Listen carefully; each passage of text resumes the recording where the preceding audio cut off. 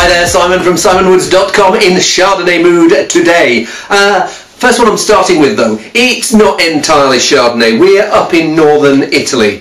Alto Adige, I think. What does it say? Yeah, the Vigneti del Dolomiti, the Dolomite wine. Doesn't mean it's anyone who's into cars. There's nothing to do with Triumphs and Dolomites and stuff like that. It's those hills up there. Anyway, 2008, Chardonnay Pinot Grigio, made by the great Alois Legeda, and who now I think all his vineyards are 100% biodynamic. Let's see whether it has an effect on the wine. Well, it smells clean, it smells clear, it doesn't feel like it's hampered by any oak or anything like that. If I would say something about it, maybe it's just touch on the simple side. It feels like it's going to be one of those wines that's a bit more about texture than maybe complex flavour. Let's give it a try. Nice wine. As I thought, not too complex in terms of lots of things going on from winemaking trickery, but what you're getting is crisp, pithy citrus, bit of guava, maybe something ever so slightly exotic, just underripe mango, that type of thing. But then this texture, I don't know whether they've kept it on lees for a time, but there's a slightly nuttiness coming through, creamy nuttiness. One of those sorts of wines, it's not going to ever blow critics away. Well, I'm a critic, so... But what I think that this will pass what I call the empty bottle test. Shove that on the table, no one will object to it. It's not too oaky, it's got flavour, it's not simple, it's not a sweet bimbo type of Chardonnay. It's got more flavour than standard Pinot Grigio. Yes, I think that'll pass the empty bottle test. Maybe not tonight, with all these to go at. Let's see what the next one's like. Chablis, from Simone Fèvre, with a screw cap now. 2009, which was a terrific vintage, actually a terrific vintage in quite a lot of Europe, and the Burgundies are just starting to appear now.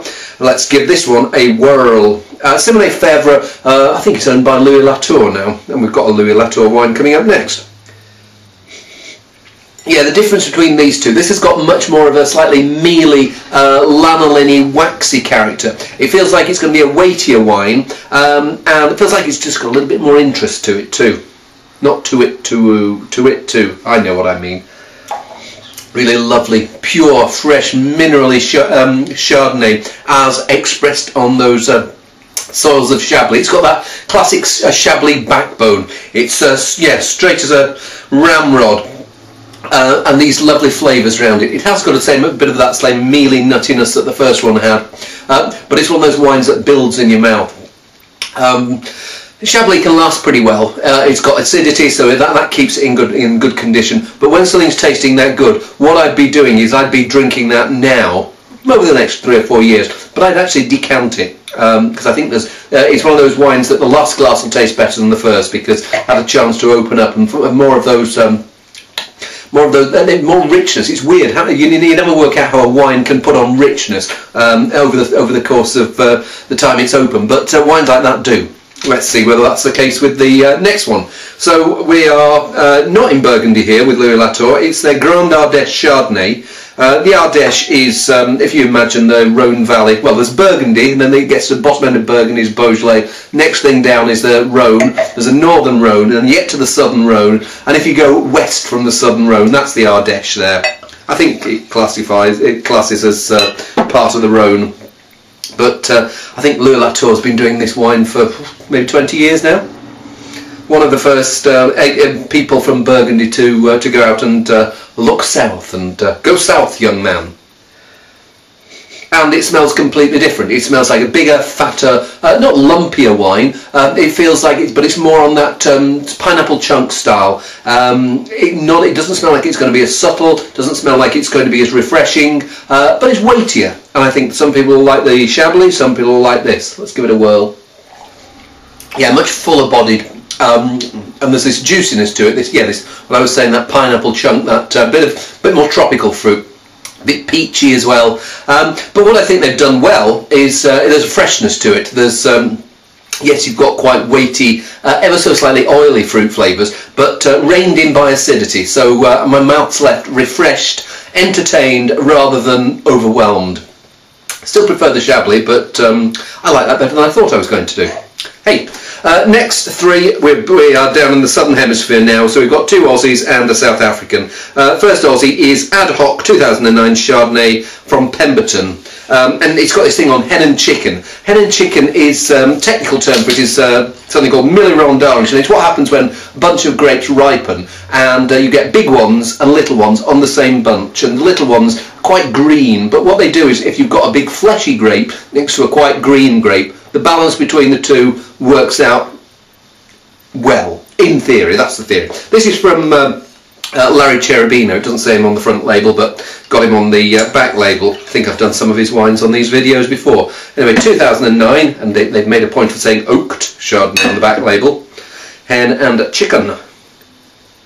It's one of those wines that the more you sniff it, more comes out. First time I put my nose in, I got like lemon jelly cube. I can't remember the last time I had a jelly cube, but that type of character. But then more of this again. I think we're getting onto that lees aging. Some of that creamy yeastiness coming through from being sitting in a barrel and picking up some of the flavours from the dead yeast cells. I'm going to give it another sniff, see if it's come out of its shell even more.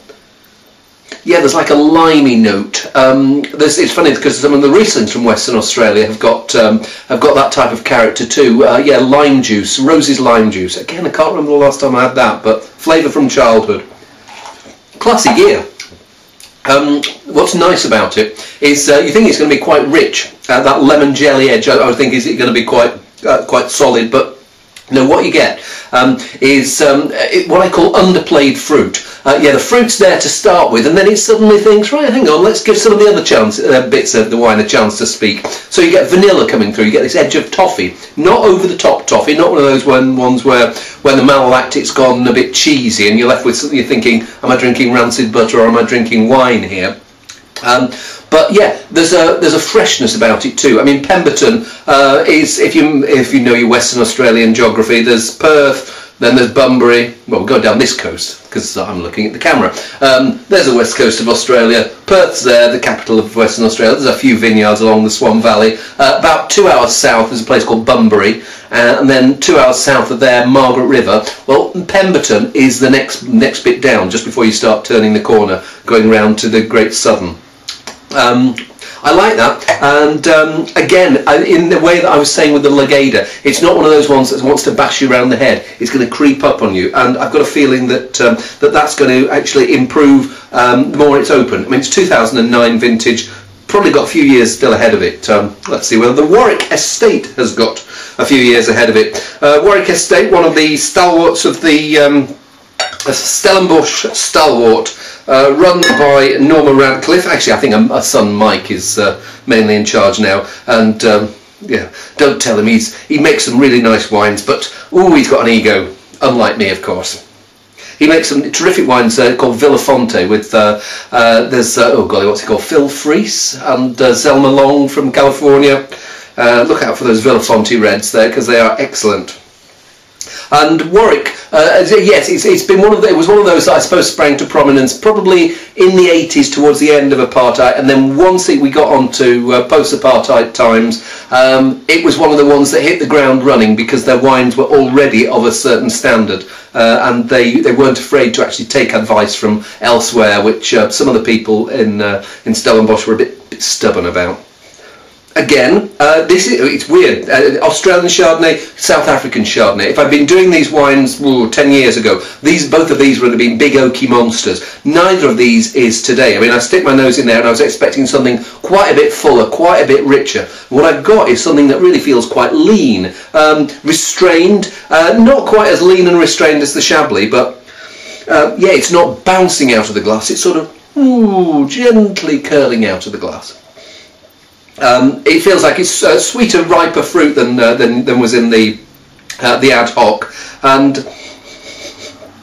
yeah, a bit more of the pineapple chunk here. Not quite as maybe not on a par with the pineapple chunk edge of the Grand Ardèche from Louis Latour, but yes, and now you're getting toasty, nutty characters coming through. That's the barrel aging starting to speak. I've got a feeling that they won't have used all new oak. If they'd used all new oak, which they would have done a few years ago, it would have been wood. But it's not. It's quite subtle.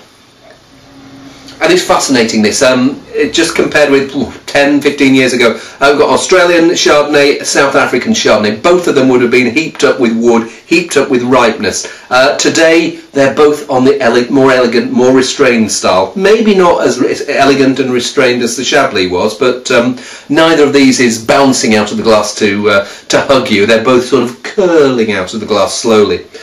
So the things I get here, yes, there's a bit of that pineapple chunk, maybe not as much as there was in the Grand Ardèche, but there's also something like plums, a bit of rhubarb as well. Well, it's a bigger, richer wine than the ad hoc was. You notice the weight in the mouth, and that oiliness, fruit cocktail syrup type of character comes through, but it's not over the top sweet. There's a subtle edge to it, there's a slight edge of mineral, and again, oak underplayed. I don't know, does it say anything about oak on here? Light wooding produces a rounded early drinking style, ripe, seductive fruit. Then about the seductive, but certainly it's gentle. I mean, if gentle's not quite the same as seductive. Yeah, anyway, we can talk adjectives all day, or we can talk Chardonnay. Let's talk Chardonnay for the last wine. McGuigan. 2008 Adelaide Hills Chardonnay, the shortlist. Brian McGuigan, he was the guy who started Wyndham Estate a long, long time ago, and I think it's his daughter. He sold it and moved on, and now they've got McGuigan Wines. I think his daughter Lisa, I think it's his daughter, not his daughter-in-law, who's now in charge of the wines. And the whites, I've been impressed by the whites in the past. Some of Tesco's own label comes from these guys, and some of the wines you get there are really good. This one here is quite, again, not an in-your-face style of Australian Chardonnay.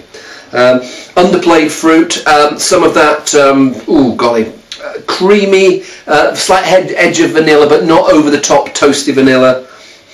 And the fruit flavours, it's more on that just ripe peach, nectarine, citrus, what people call stone fruits. I've never heard anyone outside the wine trade use the phrase stone fruit. What? Intriguing, that one. I don't know whether it's almost a bit too lean for its own good. What it's got this quite a lean backbone. But whereas the Chablis also had a lean backbone, what this one doesn't have round it is extra layers of flavour. It's got a nice flavour, slightly simple, a bit on that lemon jelly edge. Maybe some of those stone fruit characters coming through, peach, a bit of apricot. But then it tails off a little in the mouth, not left with much going on there. Nice flavour, but maybe not as many layers as I'd want. But hey, nice set of 6 Chardonnays. See you soon.